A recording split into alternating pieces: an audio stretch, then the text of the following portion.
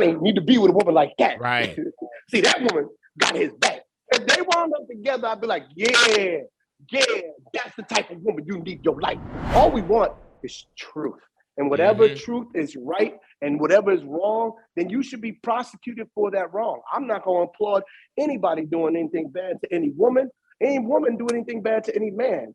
Bad treatment is bad treatment. It's not about toxic masculinity or toxic femininity. It's just about toxic, period. Hey, Marlon, how do you have all these movie ideas? Toxic people got really good. If you want some good sex, you got to get you a crazy. Something toxic. Are you in a toxic relationship now?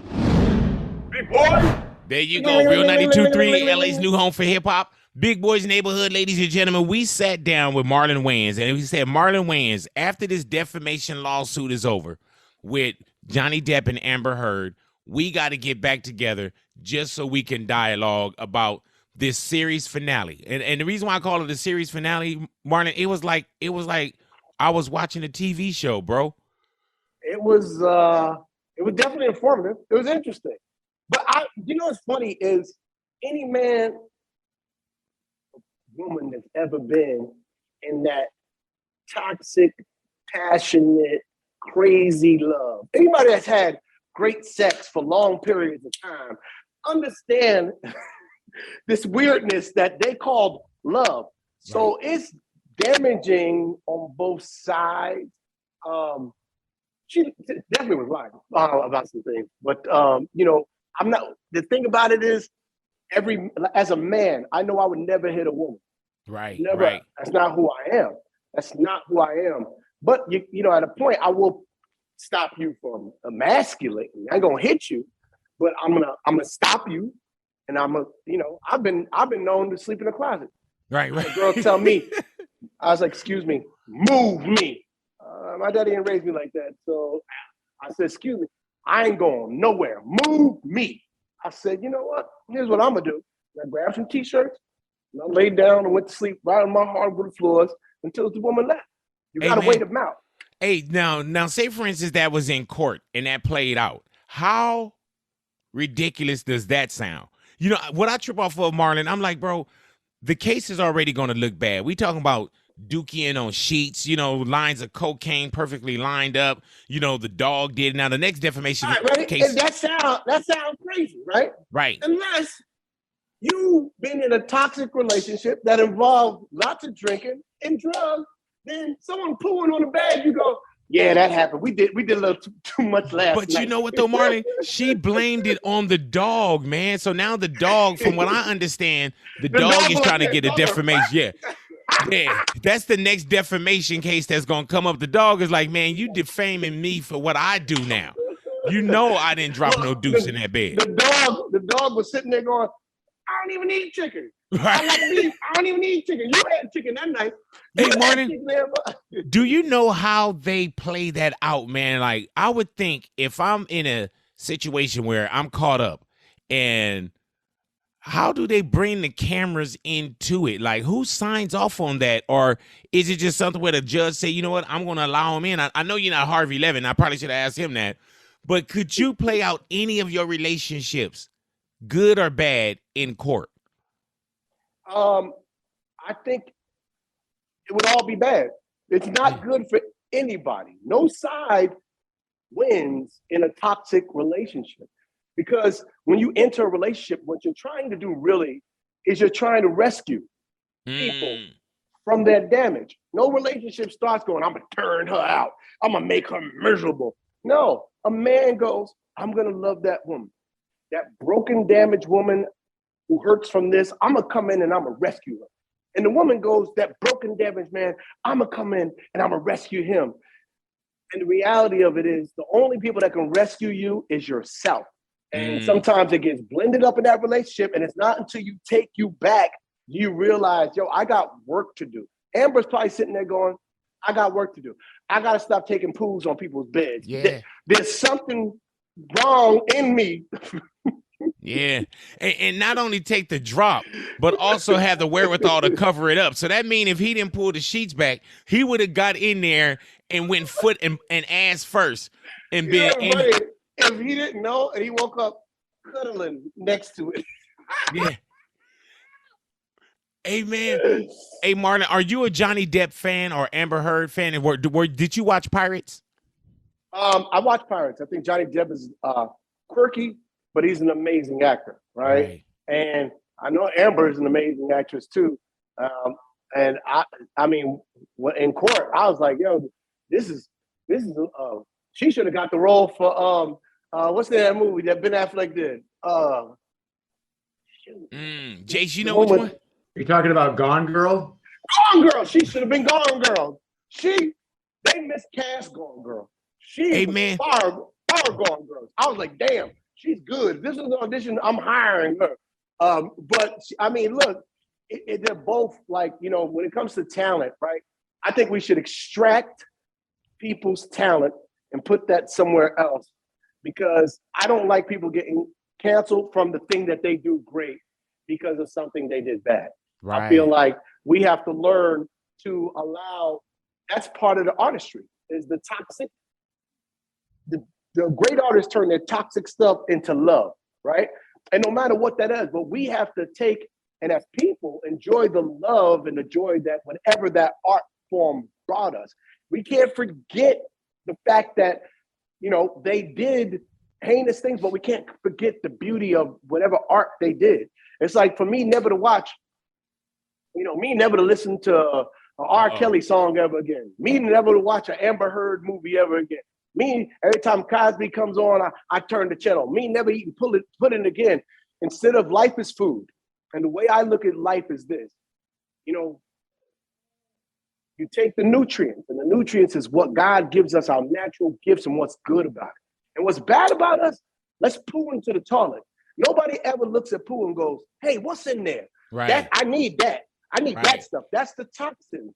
But there's always something beautiful about every human. And that's what we need to applaud. That's what we need to hold tight to. And that's what we need to celebrate.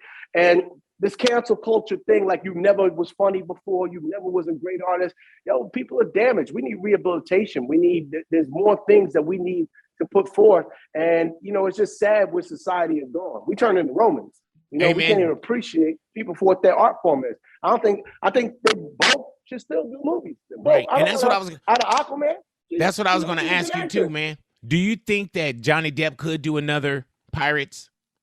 I want to see it now. I would put the poo scene in Pirate 6. Yeah. Yeah, the cover. Hey, man. I take him, her throwing a bottle at him and his finger getting cut off. I take all these events and I put it in Pirate 6, because that's me as an artist. I look at the worst things that ever happened in my life and I go, all right, what's funny about it? Right. I did a horror movie called Haunted House 2 based on a relationship that I went through. Was that was a real relationship? Like, so you take that and you turn it into art? Yes. One of my favorite movies, man. It's a toxic relationship. And you just watch it unfold. You watch all the things, and it's a doll. And it's and like an inanimate object, but it's filled with the spirit of a relationship that I went through that was toxic. But at the end of the day, it was still love. What we have to understand is every relationship that we go through that is super toxic, I'm sure at some point, Johnny Depp and Amber Heard are going to sit there and go, here's what was good about her. Here's what was good about him. Right now, they're just living in the poo. And once they get out of the pool and rinse that off and they live in the love, they're going to appreciate what each other gave each other. And Johnny's really going to appreciate that $15 million he got back. Because, man, she took him the first time. Hey, man, when you saw Camille Vasquez and how great she did in the trial, just sitting there, bro, like she was picking Amber Heard and her team apart, bro. You know what's funny? She reminded me of one of my sisters. I got something for you. Yeah. Okay. I was sitting there, and this is what's crazy as a man. I was like, see, now that's a good woman. That's the kind of woman he should be with. Johnny need to be with a woman like that. Right. See, that woman got his back. Hey, man.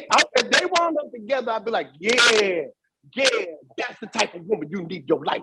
Hey, man, she is really on, like, yesterday's price is not today's price, and today's price is not tomorrow's price, bro. She really put a lot in where she now Camille Vasquez, she's that person that everybody's going to want to go to. Yeah, she's going to be the the arch enemy of the other one that everybody was going to. They gonna be supervillains and superheroes now. And the thing is, look, I think that, you know, what happened today, I think everything is about correction. Mm. If you look at the past 10 years, it's been about correction. Men was off the hook. Me Too movement came, was like, you guys, you've gotten away with too much. We need a correction. And now it's gone so far that the movement has become toxic and that some people misrepresent the movement. And now society's going, we gotta move a little bit this way. And it's women leading the charge against other women to go, no. Because what you do is you hurt those that really have a cause. And, you know, I like the corrections that happen. And you got to weather the storm, but it's always going to be about justice is balance. So what's that balance? And now we're teetering on the balance. And, you know, we watched one side win for a while and then to see the other side have a victory. It's coming to balance because within that balance, all we want is truth. And whatever truth is right and whatever is wrong, then you should be prosecuted for that wrong. I'm not going to applaud anybody doing anything bad to any woman do anything bad to any man. Bad treatment is bad treatment. It's not about toxic masculinity or toxic femininity. It's just about toxic, period. Hey, Marlon, how do you have all these movie ideas? Toxic people got really good. If you want some good sex, you got to get you a crazy. Something toxic. Are you in a toxic relationship now? No. Oh, okay. No. My life is boring as hell. It is so boring. If I'm this happy, if you saw me and I was right, I had a pack of cigarettes and I was doing this, and you like, Marlon, when did you start smoking? Yeah, after I started dating this girl. When you see that, you see me heavy drinking, you see me not performing, anytime you see a man rubbing his head like this, and he rubbing his hair out his head, that's when he's in a toxic. I'm not in a toxic relationship because right now I put me first in my life because I know I have to rid myself of any toxins. I enjoy my company. And I hope that people enjoy my company too. And if not, then we ain't supposed to be hanging out. I ain't wasting energy. Hey, Marlon, how do you have all these movie ideas, creating shows, creating concerts, stay on the road, and have the time to watch this damn trial that was going down? I always make time for comedy. Yeah, great content. I always make time. That's like, Mom, how did you make time to watch Will Smith slap the hell out of Chris Rock on Oscar? I made time for that. God said, sit down and watch this. And I was like, here's some jokes. And God gives me whatever I need because we're the funny news, right? That's my job. My job is to look at this. And you know what's crazy? One day I'm gonna work with Johnny Depp and one day I'm gonna work with Amber Heard and I'm still got my opinion, just like everybody else. Hey man, you know, and speaking I want to play a prank and pull them both their bed and see if they think who did it.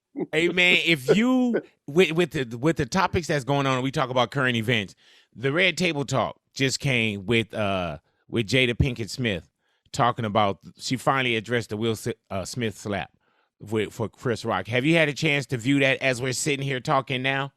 No, I have not got a chance to see that. I'm interested in what she had to say. I hope it's informative. Right? You know? Yeah.